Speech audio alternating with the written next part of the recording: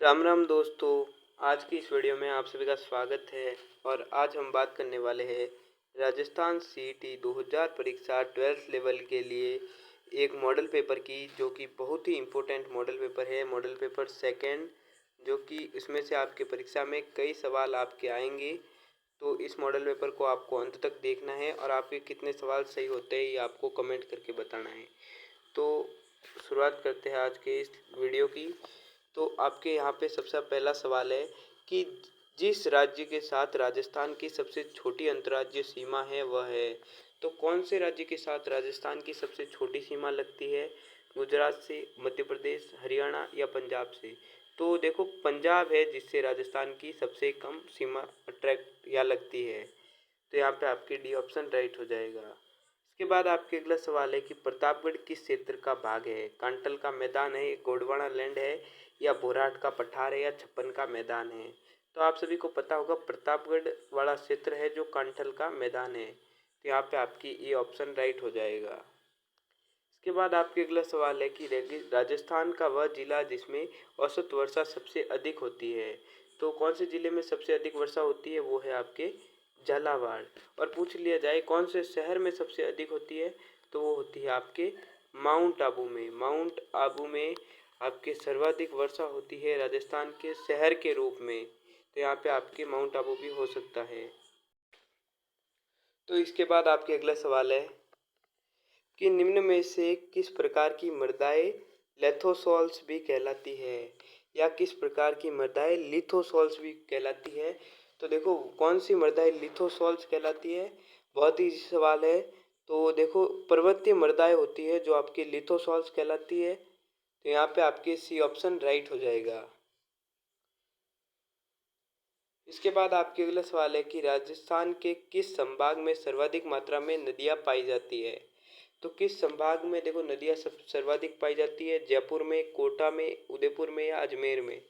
तो देखो, सर्वाधिक नदियाँ है जो हमारे राजस्थान के कोटा संभाग में पाई जाती है। तो यहाँ पे आपके बी ऑप्शन राइट हो जाएगा।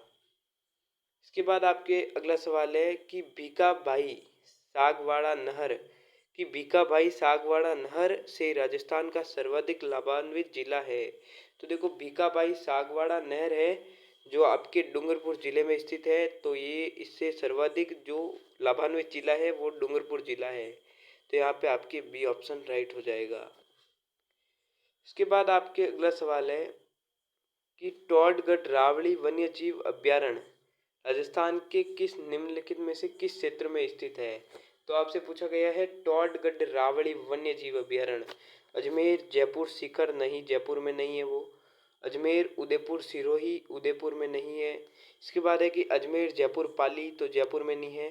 तो इसका राइट जो होगा वो है अजमेर, पाली, राजसमंद। तो अजमेर, पाली, राजसमंद में है जो आपके टॉडगढ़ रावड़ी वन्य जीव अभ्यारण्य स्थित है। तो यहाँ पे आपके बी ऑप्शन राइट हो जाएगा। इसके बाद आपके अगला सवाल है कि राजस्थान में संतरा उत्पादन के लिए छोटा नागपुर के नाम से जाने जाना वाला जिला कौन सा है? छोटा नागपुर के नाम से कौन सा जिला प्रसिद्ध है, ये भी पूछा जा सकता है। कोटा, झालावाड़ या चित्तौड़गढ़ या उदयपुर? तो जो हमारा झालावाड़ है वो छोटा नागपुर के नाम से प्रसिद्ध है।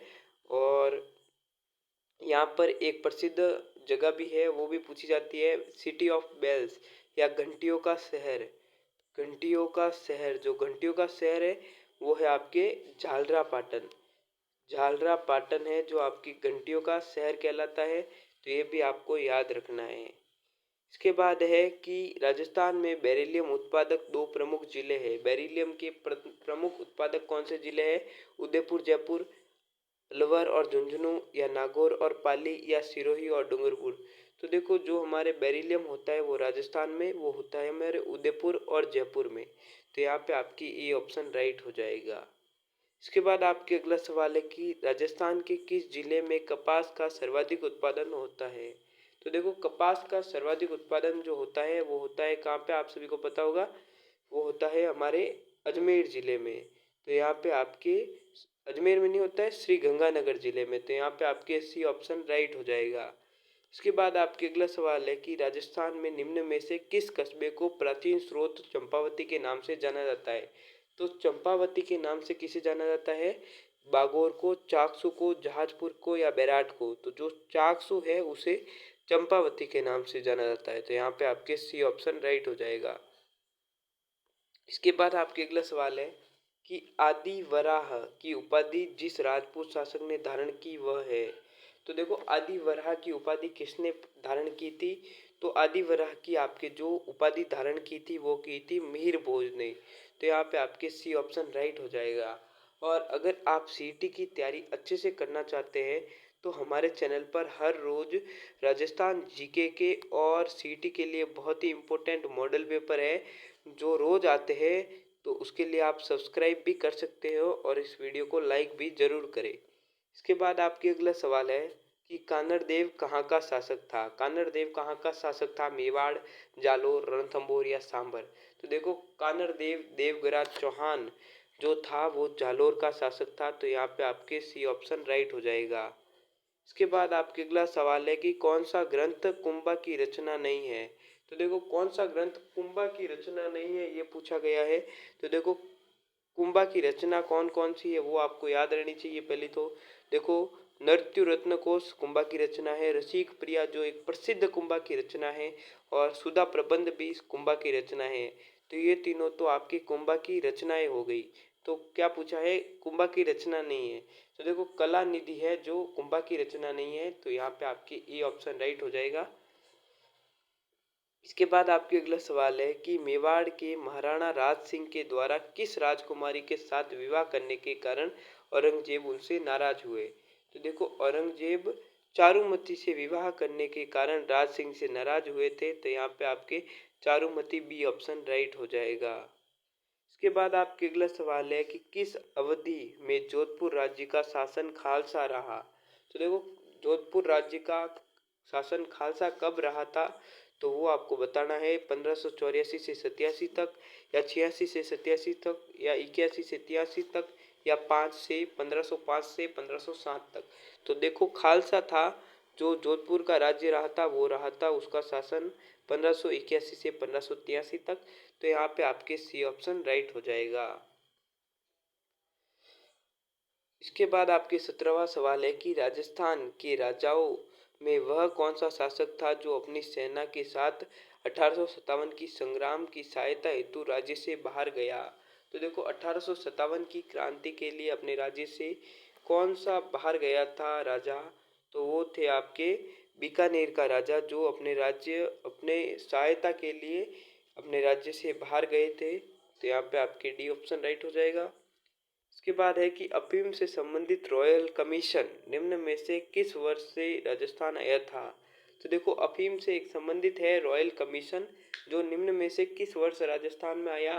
तो देखो आपको यहाँ पे बताना है 1816 में, 93 में, या 56 में, या 1888 में। तो देखो ये आया था 1893 में। तो यहाँ पे आपके बी ऑप्शन राइट हो जाएगा। अफीम रॉयल कमीशन राजस्थान कब आया था, 1893 में। तो यहाँ पे आपकी बी ऑप्शन राइट है। इसके बाद आपके अगला सवाल है कि सिरोही प्रजामंडल का संस्थापक कौन था। तो सिरोही प्रजामंडल का संस्थापक बहुत ही इजी सवाल है। तो सिरोही प्रजामंडल का आपके जो संस्थापक था वो था आपके गोकुल भाई भट्ट जो राजस्थान के गांधी भी कहलाते हैं। अगला सवाल है कि 1997 में कुंवर मदन सिंह के नेतृत्व में किसानों ने कहाँ आंदोलन किया। तो देखो कुंवर मदन सिंह के नेतृत्व में किसानों ने कहाँ पर आंदोलन किया था, अलवर में, भरतपुर में, बीकानेर में, या करौली में।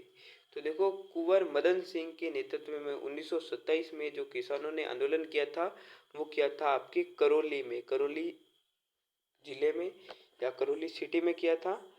तो इसके बाद आपके अगला सवाल है कि एकीकरण के समय किस मारवाड़ नरेश ने पाकिस्तान में मिलने का प्रयास किया। तो देखो पाकिस्तान में मिलने का प्रयास किया था वो किया था आपके हनुमंत सिंह ने। तो यहाँ पे आपकी ई ऑप्शन राइट हो जाएगा। पाकिस्तान में मिलने का प्रयास किया था उन्होंने, मारवाड़ नरेश थे ये उस समय के आज़ादी के समय, एकीकरण के समय। इसके बाद है कि श्री जीनसूरी ज्ञान भंडार किस जिले के दुर्ग में स्थित है। तो देखो श्री जीनसूरी ज्ञान भंडार किस जिले के दुर्ग में स्थित है, जैसलमेर के दुर्ग में, अजमेर के, सिरोही के, या कोटा के।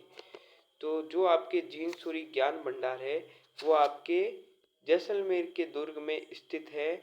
जैसलमेर के जिले के दुर्ग में स्थित है। इसके बाद आपके अगला सवाल है कि ज्ञापरनाथ महादेव मंदिर 2008 काफी चर्चा में रहा, जो स्थित है। तो आपको पूछा गया है ज्ञापरनाथ महादेव मंदिर किस जिले में स्थित है। तो जो आपकी ज्ञापरनाथ महादेव मंदिर है वो किस जिले में है आपको बताना है। तो वो है आपके कोटा जिले में। तो यहाँ पे आपकी ए ऑप्शन हो जाएगा, ज्ञापरनाथ महादेव मंदिर, कोटा जिला। इसके बाद आपके अगला सवाल है कि राजस्थान का मामा भांजा मंदिर स्थित है। तो मामा भांजा मंदिर कहाँ पर है, बांसवाड़ा में, डूंगरपुर में, दमनपुर में या सिरोही में। तो जो आपके मामा भांजा का मंदिर है वो है आपके डूंगरपुर जिले में। तो यहाँ पे आपके बी ऑप्शन राइट हो जाएगा। इसके बाद है कि अटपटी पगड़ी चित्रकला की किस शैली से संबंधित है। अटपटी पगड़ी चित्रकला किस शैली से संबंधित है, बूंदी, कोटा, मेवाड़, आमेर। तो देखो अटपटी पगड़ी चित्रकला है जो आपसे पूछी गई है किस जिले से या किस शैली से संबंधित है। तो आपके अटपटी पगड़ी चित्र शैली है वो आपके मेवाड़ चित्र शैली से संबंधित है। इसके बाद आपके अगला सवाल है कि जाजम आजम छपाई प्रसिद्ध है। जाजम आजम छपाई कहाँ की प्रसिद्ध है, बाड़मेर, चित्तौड़, दौसा, जोधपुर। तो देखो आजम जाजम जो आपके छिपाई है वो आपके बी ऑप्शन चित्तौड़ जिले की प्रसिद्ध है। तो यहाँ पे आपके बी ऑप्शन राइट हो जाएगा। इसके बाद आपकी अगला सवाल है कि भीलों का प्रसिद्ध लोकगीत जिसे स्त्री और पुरुष साथ मिलकर गाते हैं वो है। तो देखो बहुत ही इम्पोर्टेंट सवाल है कि स्त्री और पुरुष साथ मिलकर कौन सा लोकगीत गाते हैं, ये भी पूछा जा सकता है। और भीलों का स्त्री और पुरुष कौन सा गीत साथ मिलकर गाते हैं। तो वो है आपके हमसिडो गीत। हमसिडो गीत है जो भीलों की स्त्री और पुरुष दोनों मिलकर गाते हैं। तो यहाँ पे आपके डी ऑप्शन राइट हो जाएगा। इसके बाद आपके अगला सवाल है कि निम्नलिखित में से कौन सा तत्ववाद नहीं है। तो तत्ववाद आपको पूछा गया है, तत्ववाद रावण हत्ता या जंतर या अलगोजा या कामचिया। यहाँ पर हत्ता है, ये हत्या गलत छप गया है, हत्ता है यहाँ पर। रावण हत्ता, रावण की हत्या हमने नहीं की, यहाँ पे हत्ता है। तो इसमें आपके आंसर हो जाएगा सी ऑप्शन कि अलगोजा है जो आपके तत्ववाद नहीं है, तत्ववाद नहीं है, ये बाकी सब तत्ववाद है आपके। और इसके बाद आपके अगला सवाल है कि मुगल सम्राट शाहजहां के समय से ही प्रसिद्ध नाहर नृत्य की खेलने की परंपरा कहाँ प्रचलित है, चोमू में, किशनगढ़ में, चाकसू में या मांडल में। तो देखो मुगल सम्राट था, जो मुगल बादशाह था शाहजहां, उसके समय से जो प्रसिद्ध है नाहर नृत्य, वो कहाँ की प्रसिद्ध है, कहाँ की प्रचलित है। तो देखो जो आपके नाहर नृत्य है वो आपके मांडल की प्रसिद्ध है, मांडल की। आपको बताना है मांडल किस जिले में स्थित है। ये मांडल जगह जो किस जिले में स्थित है कमेंट बॉक्स में बतानी है आपको। इसके बाद आपके अगला सवाल है कि अलकिया संप्रदाय की स्थापना किसने की। अलकिया संप्रदाय, अलकिया संप्रदाय की स्थापना किसने की, चरणदास ने, लालगिरी ने, संतदास जी ने या भोलानाथ ने। तो देखो अलकिया संप्रदाय की जो स्थापना की वो की है लालगिरी ने। तो यहाँ पे आपके बी ऑप्शन राइट हो जाएगा। इसके बाद आपके अगला सवाल है कि सैन समाज या नाई समाज की कुल देवी के रूप में प्रसिद्ध लोक देवी कौन सी है। शीतला माता नहीं, गेवर माता नहीं, आई माता है जो इनका मंदिर बिलाड़ा में है और ये सिरवी जाति के लोग इन्हें पूजते हैं। सिरवी जाति की कुल देवी है ये। और आपके बचा है ऑप्शन नारायणी माता। तो सैन जाति की जो कुल देवी होती है वो होती है नारायणी माता। और बहुत ही इम्पोर्टेंट इनमें से दो देवियों के नाम हैं वो आपको याद रखने हैं कि किस, यहाँ पे पूछा जा सकता है कि किस देवी की पूजा खंडित मूर्ति की जाती है, किस देवी की खंडित मूर्ति की पूजा की जाती है। तो वो है आपके शीतला माता। और आई माता है उसके उनके मंदिर से केसर की जोत टपकती है, केसर की बूंदे टपकती है उनकी जोत से। और इनका मंदिर बिलाड़ा में है और इन्हें सिरवी जाति के लोग पूजते हैं या कुल देवी है उनकी सिरवियों की, सिरवी जाति। और सिरवी जाति हमारे जोधपुर के आसपास वाले इलाके में पाई जाती है, जोधपुर, पाली, जालौर में। तो इनसे आपको सभी ये रिलेटेड बातें याद रखनी है सभी माताओं से। इनमें से आपके एक सवाल बहुत ही इम्पोर्टेंट सवाल आएगा तो इसके बाद आपके अगला सवाल है कि हड़ौती बोली राजस्थान के जिस क्षेत्र में प्राय नहीं बोली जाती है वह क्षेत्र है। तो देखो हड़ौती कहाँ पर बोली जाती है, वो बोली जाती है कोटा, झालावाड़, बूंदी, टोंक और इस कोटा वाले संभाग में। तो देखो भरतपुर में है जो आपकी हड़ौती बोली नहीं बोली जाती, वहाँ पर दूसरी बोली प्रचलित है। तो यहाँ पे आपकी ए ऑप्शन राइट हो जाएगा। इसके बाद आपके अगला सवाल है कि निम्नलिखित में से राज्य का वास्तविक कार्यपालिका प्रधान है, राज्यपाल, मंत्रिमंडल या मुख्यमंत्री या मुख्य सचिव।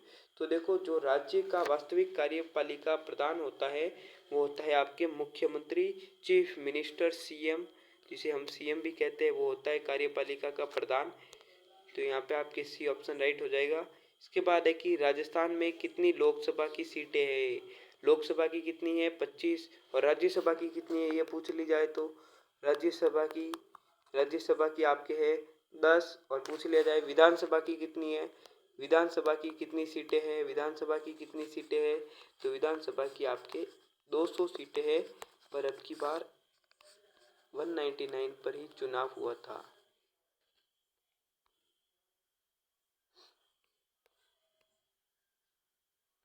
इसके बाद आपके अगला सवाल है कि राजस्थान में नामांकित राज्यपालों के में से कौन से राज्यपाल बनने के पूर्व राजस्थान के लोक सेवा आयोग के सदस्य थे। तो आपको क्या पूछा गया है कि निम्नलिखित में से कौन सा राज्यपाल है जो राज्यपाल बनने से पहले एक राजस्थान लोक सेवा आयोग के सदस्य थे। तो सुखदेव प्रसाद, रघुकुल तिलक या प्रो देवी प्रसाद चट्टोपाध्याय या निर्मल चंद्र जैन। तो इनमें से आपके आंसर हो जाएगा वो है आपके रघुकुल तिलक। तो यहाँ पे बी ऑप्शन आपके राइट हो जाएगा। इसके बाद आपके अगला सवाल है कि जिला ग्रामीण विकास अभिकरण का अध्यक्ष कौन होता है। जिला ग्रामीण विकास अभिकरण का अध्यक्ष कौन होता है, वो होता है आपके जिला प्रमुख। तो यहाँ पे आपके सी ऑप्शन राइट हो जाएगा। इसके बाद है कि राजस्थान भारत में तकनीकी शिक्षा की गुणवत्ता बढ़ाने के उद्देश्य से किसने 255.5 मिलियन अमेरिकन डॉलर की मंजूरी दी। वर्ल्ड बैंक ने, एशियन डेवलपमेंट बैंक ने या AIIB ने या न्यू डेवलपमेंट बैंक ने। तो भारत को तकनीकी शिक्षा के उद्देश्य से 255 मिलियन अमेरिकी डॉलर की सहायता किसने दी है, वो दी आपके वर्ल्ड बैंक ने, विश्व बैंक ने। तो यहाँ पे आपकी ये ऑप्शन राइट हो जाएगा। इसके बाद है कि नई दिल्ली के जवाहरलाल नेहरू स्टेडियम में किस केंद्रीय मंत्री द्वारा भारत एंड पेरिस अभियान को हरी झंडी दिखाई। अमित शाह ने, राजनाथ सिंह ने, अनुराग ठाकुर ने या निर्मला सीतारमण ने। तो यहाँ पे आपके दिखाई थी अनुराग ठाकुर ने, जो भारत के खेल मंत्री रह चुके हैं। और यहाँ पे आपके सी ऑप्शन हो जाएगा।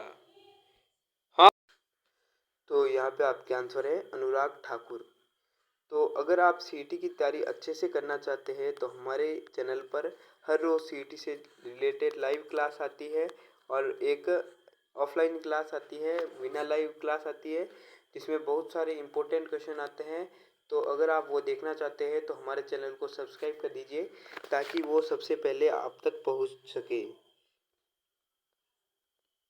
इसके बाद आपके अगला सवाल है कि रक्षा मंत्री राजनाथ सिंह ने किस शहर में एकीकृत सिम्युलेटर कॉम्प्लेक्स ध्रुव का उद्घाटन किया। तो देखो राजनाथ सिंह ने किस शहर में सिम्युलेटरी कॉम्प्लेक्स ध्रुव का उद्घाटन किया था। जो हमारे रक्षा मंत्री है राजनाथ सिंह जी, श्रीमान राजनाथ सिंह जी, उन्होंने कौन से क्षेत्र में या कौन से शहर में ध्रुव का उद्घाटन किया। सिम्युलेटरी कॉम्प्लेक्स है मुंबई में, कोलकाता में, चेन्नई में या कोची के। तो जो उन्होंने ध्रुव का उद्घाटन किया था वो किया था कोची जिले में या कोची शहर में। तो यहाँ पे आपके डी ऑप्शन राइट हो जाएगा। इसके बाद है कि हाल ही में राजस्थान राज्य महिला आयोग के अध्यक्ष के रूप में किसे नियुक्त किया गया है। तो देखो हाल ही में राजस्थान राज्य महिला आयोग के अध्यक्ष के रूप में किसे किया गया है नियुक्त।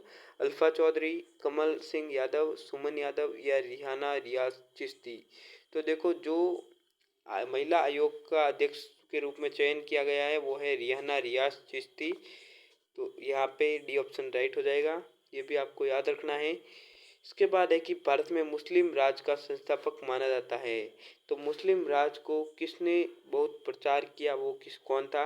गजनी, मोहम्मद गोरी, इल्तुतमिश या जहुरुद्दीन बाबर। तो देखो जो मुस्लिम राज का संस्थापक माना जाता है वो माना जाता है मोहम्मद गोरी को। और इसके और पृथ्वीराज तृतीय के मध्य तिराइन का 2 युद्ध हुए। और तिराइन के प्रथम युद्ध में महाराणा पृथ्वीराज चौहान की विजय रही। प्रथम में तो चौहान रहा और द्वितीय में कूटनीति से मोहम्मद गोरी ने इनको पकड़ लिया। और इसके बाद जब इन्हें कैद किया गया तब उन्हों से उनकी अंतिम मांगी गई इच्छा, तो उन्होंने अंधे होते हुए भी मोहम्मद गोरी के सिर में तीर मार दी थी और मोहम्मद गोरी को भी अपने साथ मार दिया था। और इसके बाद आपके अंतिम सवाल है जो आज का, वो है कि निम्नलिखित में से किस एक में चंद्रगुप्त मौर्य द्वारा मगध का राज सिंहासन प्राप्त करने की कथा दी गई? वासवदत्ता ने, या वृहद कथा ने, या मुद्रा राक्षस ने, या गथा सप्तशती ने? तो इसका आंसर आपको कमेंट करके बताना है। और जो इसके बाकी सवाल है वो अगले वीडियो में आपके आ जाएंगे। तो इस वीडियो को देखने के लिए धन्यवाद। और 42वें सवाल का आपको आंसर कमेंट करके बताना है क्या आंसर होगा इसमें।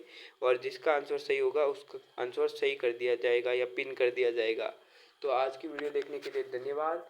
चैनल को सब्सक्राइब करें और वीडियो को लाइक करें। Thanks for watching this video.